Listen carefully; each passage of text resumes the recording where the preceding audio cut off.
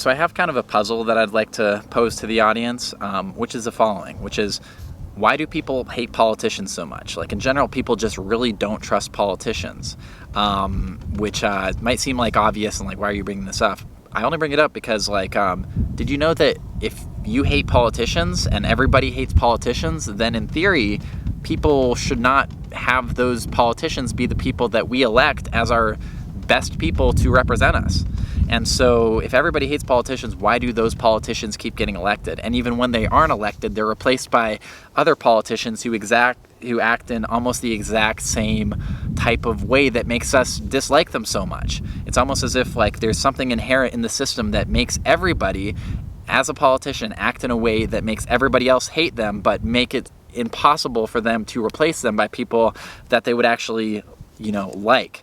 Why is that? And the reason that I think that is because, in my opinion, the reason that people hate politicians generally and just don't trust them or like them at all is because people think that politicians will say whatever they need to get elected, and they'll flip-flop, and they have no real principles, and they're not real people, and they're getting their strings pulled, and they're just not being authentic, and they're not being genuine, and they're just doing whatever they need to get to power. And generally, I think that's correct. But that brings up another question, which is, if everybody hates politicians acting in such a cookie-cutter, inauthentic, politician-type way, why do they all act the same way? Why does every politician, why do they hold their finger like this and go like this? And then why do they say, when they ask, they're like, my favorite color is gray, and they speak in platitudes, they never say anything specific, and you put all this together and everybody hates it, but all the politicians do the same thing. It must be, or most politicians do, it must be because the benefits of carrying themselves in that way outweigh the negatives of having everybody generally hate them for their political careers, or else those people wouldn't be there and they wouldn't be acting in that way. And so the question is, what are those benefits? Well, in my view, a couple of the benefits are as follows. One is that as a politician, you have kind of like a amalgamation of different interest groups and coalition, like a coalition that you need to hold together. And if you're a liberal, there's let's say 5 or 10 main issues. Let's say you have to have this opinion on abortion mostly, or if you don't, you're going to alienate this constituency. You have this opinion on guns. You have this opinion on gay marriage. These are like the social issues. These are ones that people keep track of. And then I'll talk about the other issues in a minute. But for any of these issues, and then Republicans, it's the same thing, but they have the other opinions.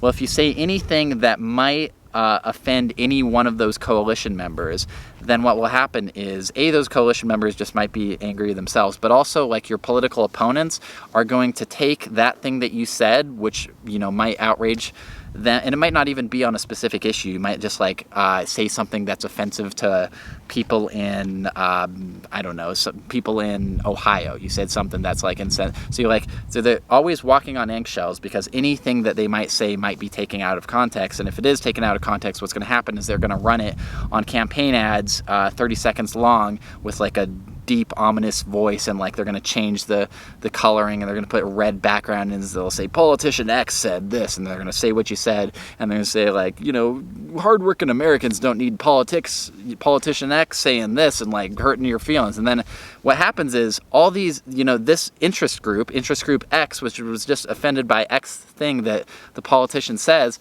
they all vote against that politician. And that's you people. That's me too. That's just the population. And so essentially, we have voted with our votes, not just with our dollars, but with our votes. We voted with our votes as the corporations with their dollars manipulate our votes with their advertisements, showing us the thing that makes us angry so that we vote in a certain way. And because of that, this politician or the person that replaces them is going to be, if they're able to, the politician, if they're able to get it reelected, or the person that replaces them is going to be like, ooh, that's another reminder for me not to piss off this constituency. And then they're like, okay, and there's that constituency, this constituency, can't say this, can't say that, this is viewed defensive, don't want to piss off the religious people by saying this. And so by the end of it, everybody's favorite color is gray. They talk like this with their finger like this, because focus groups say if you point like that can offend some people, not offend people, but they view it as more antagonistic. And so everything's poll tested.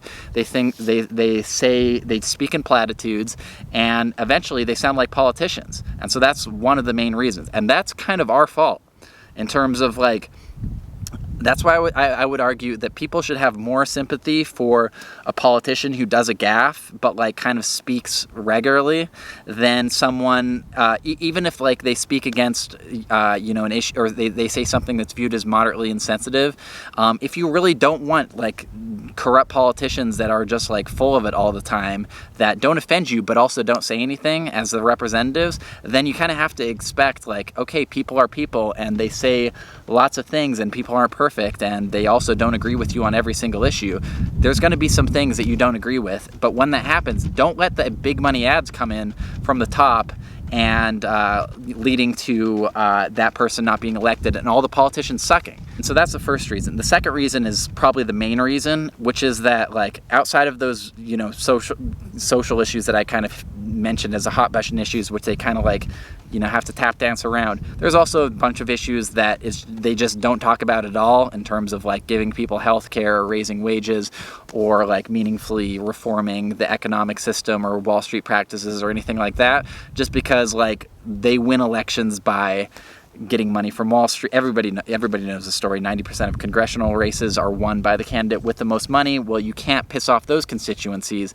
And so that just means you don't talk about those issues. And so what you have is then people not talking about meaningful issues other than cultural issues, which are meaningful, but they will talk about cultural issues, but they'll have to like tap dance around it. And then also like everybody from a given political coalition is in unison, and then everybody talks like a politician. And then at the end of the day, you have a bunch of politicians talking like politicians, acting like politicians, and getting their strings pulled by the same special interests that nobody likes at all. But, we, in a sense, have let it happen by voting for these people. At the end of the day, they are voted for by us. And so that is one thing to keep in mind, is if we're being manipulated when we see those commercials and when we get especially outraged by a politician saying something that's a little bit outside of the box, even if we don't agree with it.